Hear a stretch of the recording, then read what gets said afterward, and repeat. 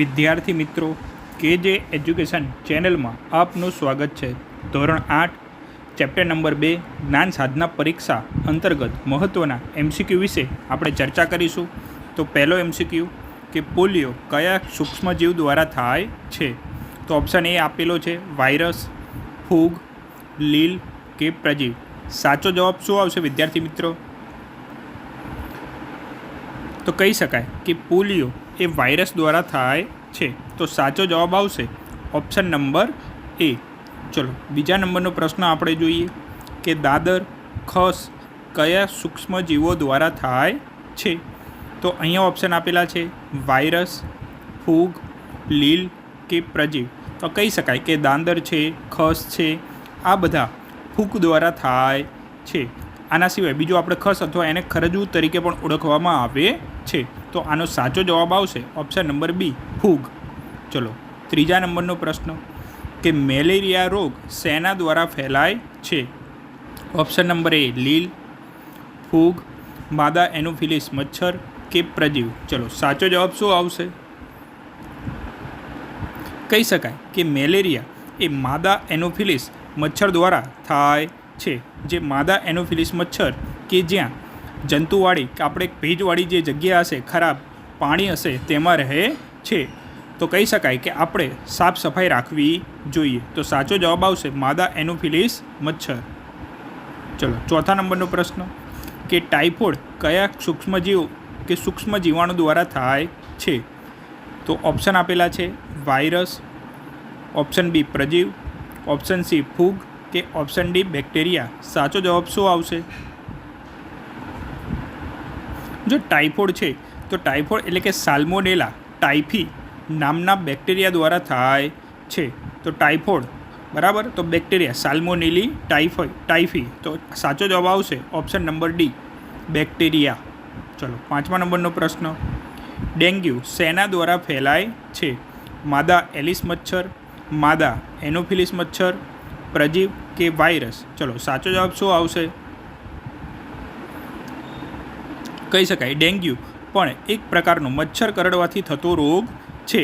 આપણે જોયું હતું કે મેલેરિયા માદા એનોફિલિસ મચ્છર કરડવાથી થશે, જ્યારે અને આ જે માદા એનોફિલિસ મચ્છર છે એ એડિસ આપણે કહી શકાય કે ઇજિપ્તના, એ જ રીતના અહીંયા ડેન્ગ્યુ છે એ માદા એલિસ મચ્છર આવશે। તો ઓપ્શન નંબર એ સાચો જવાબ આવશે। સાચો જવાબ શું આવશે? ઓપ્શન નંબર એ। ચલો છઠ્ઠું કોરોના કયા સૂક્ષ્મજીવ દ્વારા થાય છે? વાયરસ, બેક્ટેરિયા, લીલ કે ફૂગ? ચલો સાચો જવાબ શું આવશે? તો આપણે કહી શકાય કે 2019-20માં આપણે લોકડાઉન જોયું ત્યારે જ કોરોના ફેલાયો હતો, જેના કારણે સ્કૂલો તેમજ આખું અર્થતંત્ર પડી ભાંગ્યું હતું। તો કોરોના વાયરસથી થતો રોગ છે।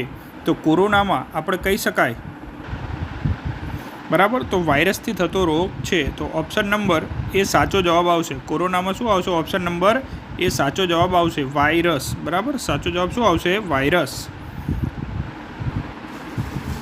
ચલો સાતમા નંબરનો પ્રશ્ન સૂક્ષ્મજીવો જોવા કયા સાધનનો ઉપયોગ થાય છે?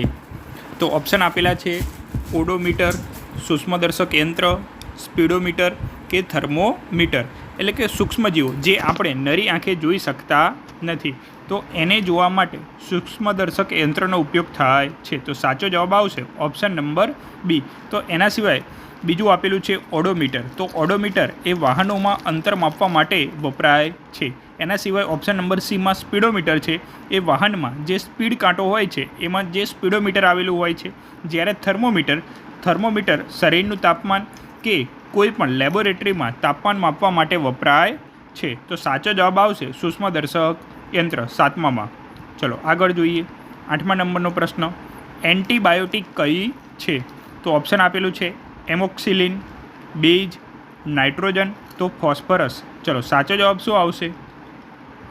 એન્ટીબાયોટિક એટલે કોઈ પણ રોગ સામે રક્ષણ આપે છે। આપણે કોઈ પણ દવા લઈએ છીએ એ બધાને આપણે એન્ટીબાયોટિક તરીકે ઓળખવામાં આવે છે। તો અહીંયા જે નાઇટ્રોજન, ફોસ્ફરસ આ તો તત્વોના નામ છે, બરાબર, તો એસિડ બેઝ છે, બેઝ તો આનો સાચો જવાબ આવશે એમોક્સિલિન। તો ઓપ્શન નંબર એ સાચો જવાબ આવશે આનો।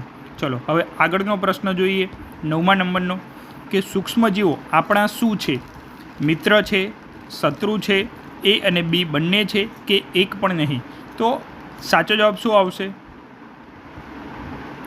ચલો, કહી શકાય કે સૂક્ષ્મજીવથી આપણને ફાયદો પણ થાય છે અને ઘણું બધું નુકસાન પણ થાય છે.